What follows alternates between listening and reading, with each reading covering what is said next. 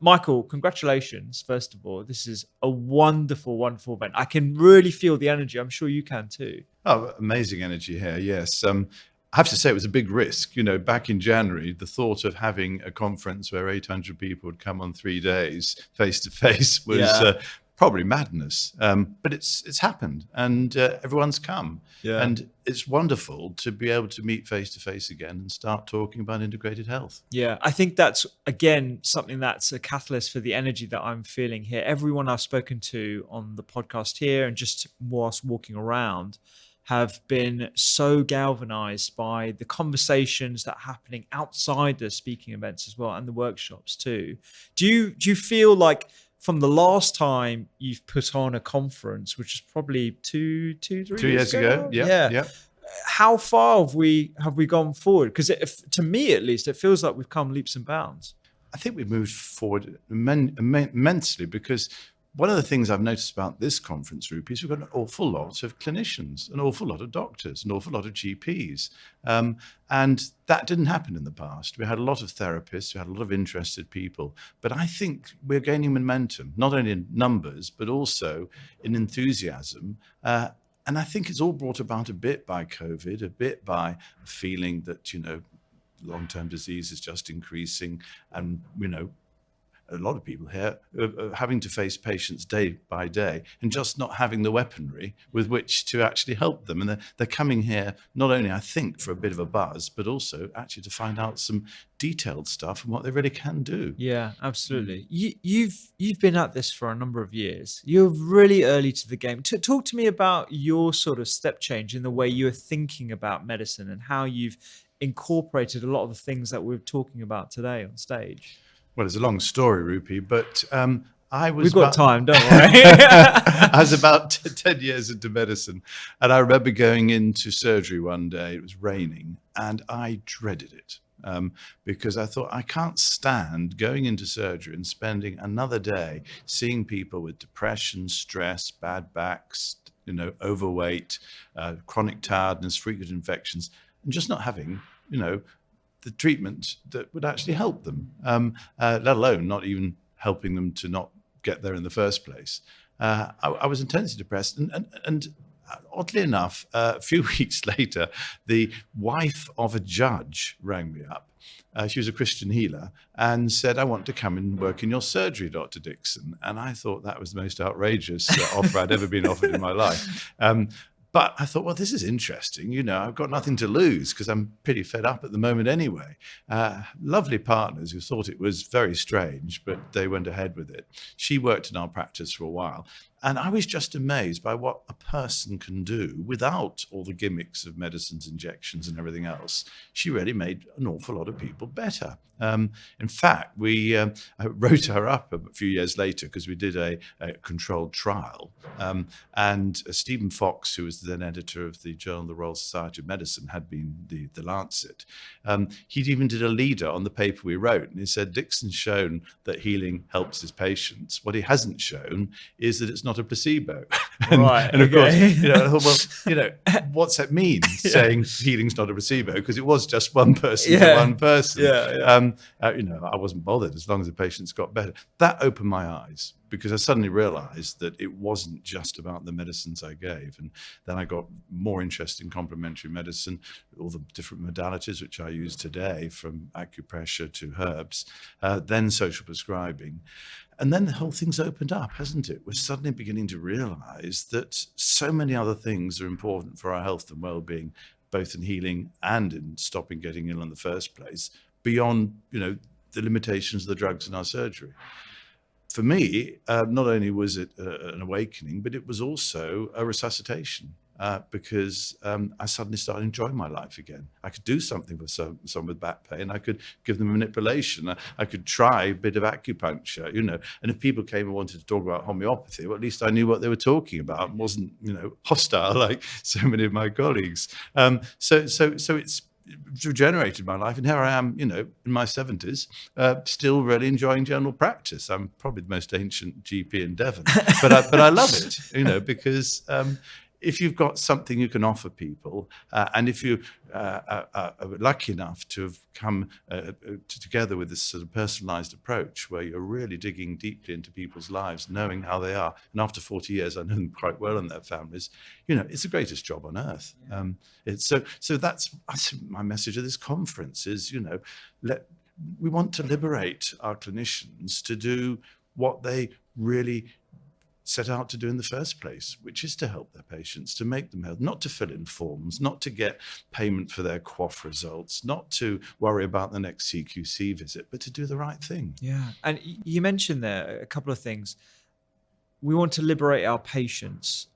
I think also we almost want to liberate ourselves from the limiting beliefs that we have to do things a certain way.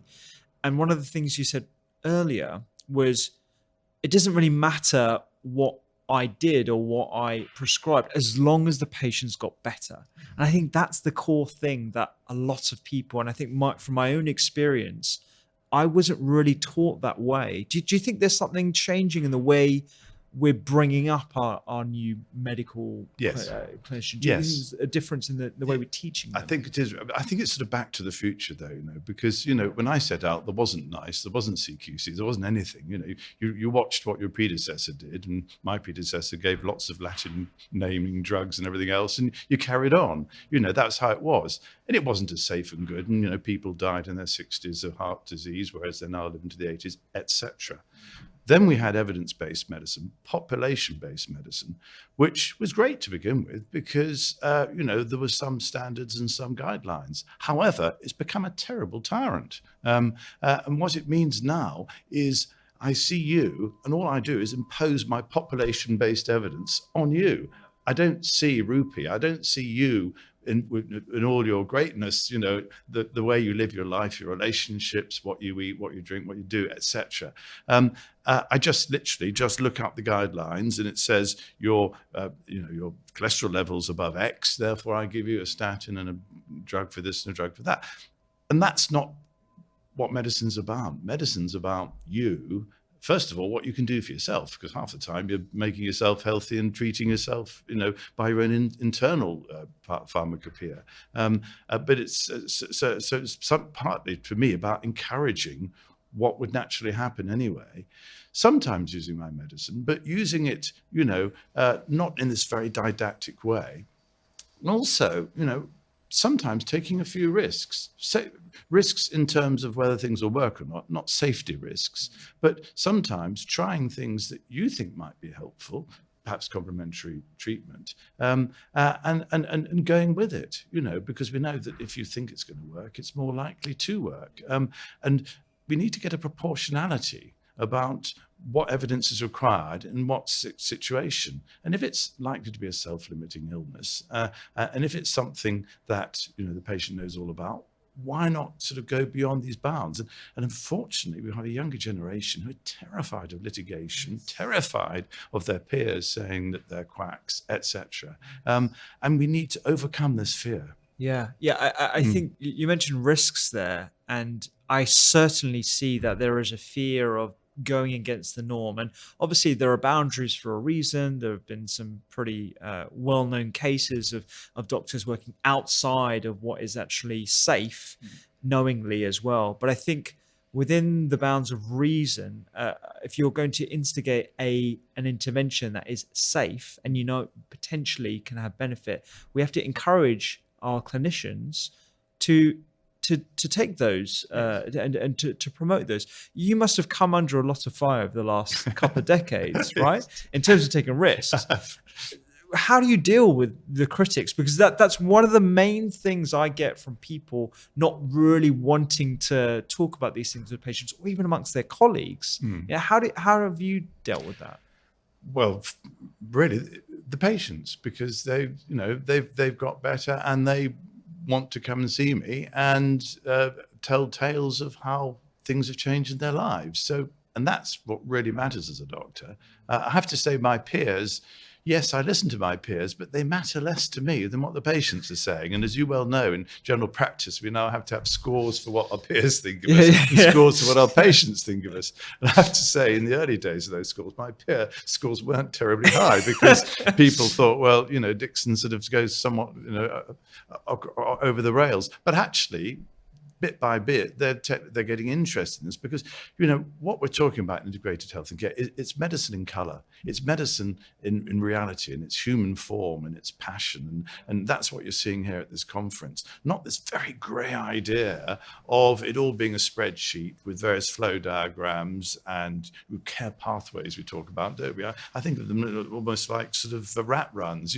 Poor old patient has to be pushed down a care pathway, not allowed to decide for himself, not allowed to have a discussion with the clinician in the first place. Yes, I've had numerous attacks in the past, but I think if nobody attacks you, you don't matter. Provided 51% are on my side, I don't mind about the other 49%. You mentioned you're in your 70s, and I can feel the passion, the energy, and the vigor that you still have for the profession. A lot of people are leaving. And there are lots of vacancies within an NHS. How do we inspire the new generation to see medicine in colour, just like you mentioned? Well, first of all, we take away the shackles.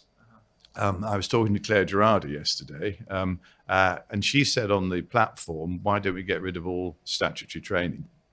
And that's something I've been saying for years. So let's get rid of that for a start, because then old doctors like me that want to come back into the profession will do without doing all this rubbish about fire drills and all the rest of it. Especially, I'm in a one-story building with an open window. I don't need to spend an hour on fire drill. Probably better if I learned a bit more about biomedicine. But anyway, so first of all, take away the shackles. CQC, confine them to looking after the rotten apples, because we all know what the rotten apples are. They don't need to be, going around seeing everybody else. So take away some of that bureaucracy, that bit that makes our younger generation afraid.